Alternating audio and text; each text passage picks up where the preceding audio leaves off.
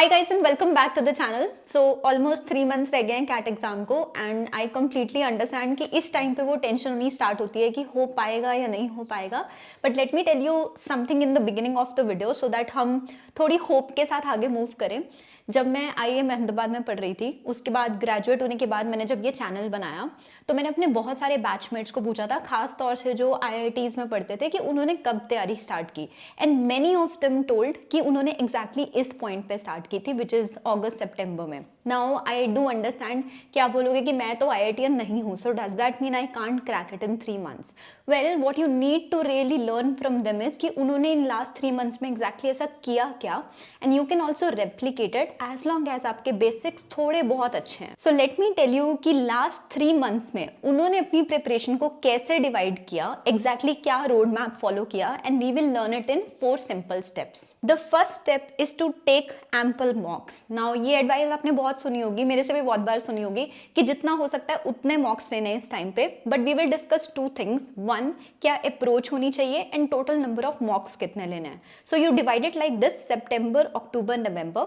सितंबर month में आपकी approach होगी to just focus on understanding your strengths and weaknesses. And October and November months होंगे strategy months, जब हम डिफाइन करेंगे कि आपको पेपर को कैसे अटेम्प्ट करना है एंड अपनी एक्यूरेसी को कैसे इंप्रूव करना है। अब कितने मॉक्स लेने चाहिए? रफ एस्टिमेट ये है कि आप हर वीक में 2 मॉक्स जरूर लो। जैसे जैसे आपकी प्रिपरेशन आगे बढ़ती जाएगी, डिपेंडिंग अपॉन आपकी परफॉर्मेंस, आप उसको ट्वीक कर सकते हो। ज्यादातर लोग अक्टूबर नवंबर में वीक के अंदर 3 मॉक्स भी लेने लग जाता है, बट अभी के लिए आप सितंबर में 10 मॉक्स इन टोटल भी ले लोगे तो काफी है। जितनी अच्छी टेस्ट सीरीज होती है उतना आप बस अपने आप को कंपेयर कर पाते हो with the rest of the crowd and you are able to see कि आप कहां स्टैंड कर रहे हो, जिसमें टाइम, CL, IMS बेस्ट है। अगर आप कोई और टेस्ट सीरीज भी ले रहे हो तो अप्रोच सेम ही है, जो मैं आगे डिस्कस करूंगी। Step number 2, analyse not evaluate. अब आप मॉक तो ले रहे हो, लेकिन उस मॉक के साथ करना क्या है? पहली बात, आपके मार्क्स मॉक्स में नहीं आएंगे, ये आप मान के चलो। इसका कारण क्या है? अभी तक आप सिर्फ अपना सिलेबस कंप्लीट कर रहे थे। अभी तक आपको ये नहीं पता कि कौन से चैप्टर्स आपकी स्ट्रेंथ है। अभी तक आपको ये आइडेंटिफाई करना नहीं आता कि कौन सा क्वेश्चन अटेम्प्ट करना है और कौन सा स्किप करना है। सो प्लीज अपने आप से ये एक्सपेक्ट मत करो कि आप पूरा पेपर सॉल्व कर पाओगे। सो सितंबर महीना, जिसके अंदर हमारा स्ट्रेंथ्स और वीकनेसेस का फोकस होता है, उसमें हमें क्या करना है एग्जैक्टली? आप हर मॉक के बाद इस तरह से एक टेबल बनाओ जिसमें आप चैप्टर्स के नाम लिखो, देन लिखो टोटल क्वेश्चंस कितने आए थे उस चैप्टर में से, आपने अटेम्प्ट कितने किए, उनमें से कितने ठीक किए, एंड हेंस आपका percentage attempt and percentage accuracy rate क्या था। इससे आप 3 चीजें सीखोगे। पहला, टॉपिक को आइडेंटिफाई करना, वरना चैप्टर कैसे नोट करोगे। सेकंड, कौन से चैप्टर की वेटेज ज्यादा है, जिसके क्वेश्चन ज्यादा आ रहे हैं उसकी वेटेज ज्यादा है। एंड फाइनली अटेम्प्ट परसेंटेज, यानी कि आप कितने क्वेश्चन अटेम्प्ट कर पा रहे हो उस चैप्टर के। अब स्ट्रेंथ्स और वीकनेसेस कैसे फाइंड की जाती है, इसके लिए हम आएंगे स्टेप नंबर 3 पे, which is noting down your strengths and weaknesses. So mock लेने के बाद इस टेबल को यूज करके आप 3 ऐसे चैप्टर्स निकालोगे जिसकी वेटेज ज्यादा थी, जिसमें आपका अटेम्प्ट परसेंटेज कम था और आपका एक्यूरेसी रेट भी कम था। अब उन तीनों को लेके मुझे वापस मॉक पे जाना है एंड फिगर आउट करना है कि एग्जैक्ट प्रॉब्लम कहां पे आई। हो सकता है कि मुझे स्टेटमेंट ही समझ में नहीं आए क्वेश्चन की। सेकंड, मुझे स्टेटमेंट तो समझ में आई बट मैं आइडेंटिफाई नहीं कर पाई कि ये टाइप कौन सी है। थर्ड, मुझे टाइप भी पता थी बट मुझे कॉन्सेप्ट और फॉर्मूला याद नहीं था। एंड फोर्थ, मुझे वो भी याद था, मैंने अटेम्प्ट भी किया बट कुछ सिली मिस्टेक हो गई। अब हम इन्हें करेक्ट कैसे करेंगे? अगर तो आपको क्वेश्चन की स्टेटमेंट समझ में नहीं आई तो उसमें एक ही तरीका होता है कि आप जितने वैरायटी के क्वेश्चंस रीड करोगे आपको बेटर अंडरस्टैंडिंग होती जाएगी। आप प्रैक्टिस करो रीडिंग की इन दैट केस।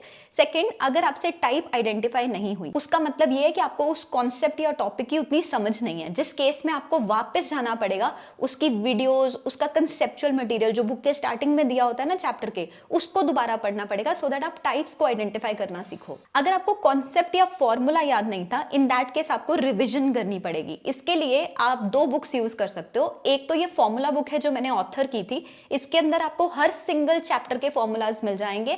बहुत ही छोटी सी बुक है so that it's easy for you to revise, and इसमें सारे चैप्टर्स के फॉर्मूला सेपरेटली सेग्रीगेटेड हैं। आप ये भी खरीद सकते हो, आप उल्टा अपनी खुद की फॉर्मूला बुक भी बना सकते हो, दोनों परफेक्टली एप्लीकेबल है। सेकेंड बुक है ओसवाल बुक्स की ये 25 ईयर पास्ट ईयर पेपर्स। इस बुक के अंदर आपको लास्ट 25 ईयर्स में जितने भी कैट के एग्जाम के अलग अलग ईयर्स में क्वेश्चंस आए हैं वो टॉपिक वाइज मिल जाएंगे। सो एग्जाम्पल के तौर पे मुझे पता लगा कि टाइम, स्पीड एंड डिस्टेंस मेरा वीकर सेक्शन है। अब चाहूं तो मैं उसके सारे क्वेश्चन से गो थ्रू कर सकती हूँ किसी भी बुक के, या मैं इस बुक को यूज करूं, टाइम, स्पीड एंड डिस्टेंस का टॉपिक उठाऊं एंड देखूं कि लास्ट इतने ईयर्स में कौन से क्वेश्चंस आए थे टीएसडी से, एंड देन अकॉर्डिंगली उनको गो थ्रू करके अपने कॉन्सेप्ट्स और फॉर्मूलाज को स्ट्रेंथन करूं। इन दोनों ही बुक्स के लिंक्स मैं डिस्क्रिप्शन और पिन कमेंट में ऐड कर दूंगी। अगर आपको लगता है you want to go through it और you want to purchase them, you can simply click on those links and go ahead. Final problem थी कि हम सिली मिस्टेक कर रहे हैं व्हाइल अटेम्प्टिंग द क्वेश्चंस। उस केस में सिर्फ प्रैक्टिस हेल्प करेगी। उस केस में आपको पास्ट ईयर क्वेश्चंस उठाने की जरूरत नहीं है, उल्टा अपने कंसेप्चुअल मटेरियल, जैसे कि अगर आप कोई बुक यूज कर रहे हो, ऑनलाइन क्वेश्चन बैंक यूज कर रहे हो, उसमें वापस जाके सॉल्व करने की कोशिश करो सो दैट आप सिली मिस्टेक्स अवॉइड करो। तो ये 4 तरह की मिस्टेक्स हैं। आपको ये ढूंढना है कि आपके वीकर एरिया के अंदर, टाइम, स्पीड एंड डिस्टेंस के अंदर आप ज्यादातर क्वेश्चंस में क्या मिस्टेक कर रहे हो जिसकी वजह से या अटेम्प्ट नहीं कर रहे या उनको गलत कर रहे। The final step is to work on it and then improve it. So इसके अंदर आप 2 मॉक्स के बीच का जो समय है उसमें अपने वीकर एरियाज को स्ट्रेंथन करोगे। सो मान लो एक एरिया है time, speed and distance, and मैंने आइडेंटिफाई कर दिया कि मेरी प्रॉब्लम ये है कि मेरे कॉन्सेप्ट्स और फॉर्मूला स्ट्रॉन्ग नहीं है। So I will pick up the material, past year papers उठाए, ये बुक्स जो मैंने मेंशन की वो यूज की,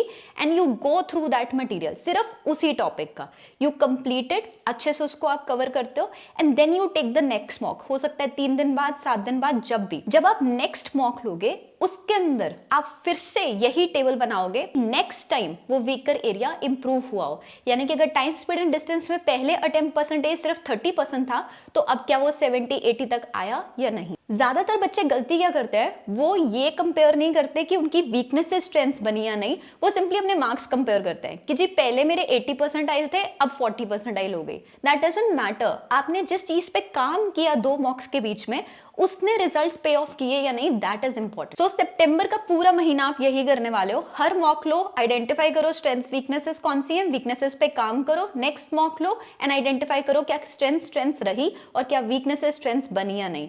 अक्टूबर एंड नवंबर के अंदर हम आपकी स्ट्रैटेजी बनाएंगे। आपको तब तक पता होगा कि कौन से टॉपिक्स आपकी स्ट्रेंथ है, कौन से टॉपिक्स आपकी वीकनेसेस हैं, एंड अकॉर्डिंगली आप जब पेपर अटेम्प्ट करोगे तो आप क्या सीक्वेंशियल ऑर्डर फॉलो करोगे। सो दिस इज ब्रॉडली जो आप नेक्स्ट 3 मंथ्स में करने वाले हो। I hope that this video helps you. कोई भी डाउट है, कुछ भी क्वेश्चन आता है रिगार्डिंग द वीडियो और otherwise, let me know in the comments. Thank you so much for watching this guys and see you all the next time.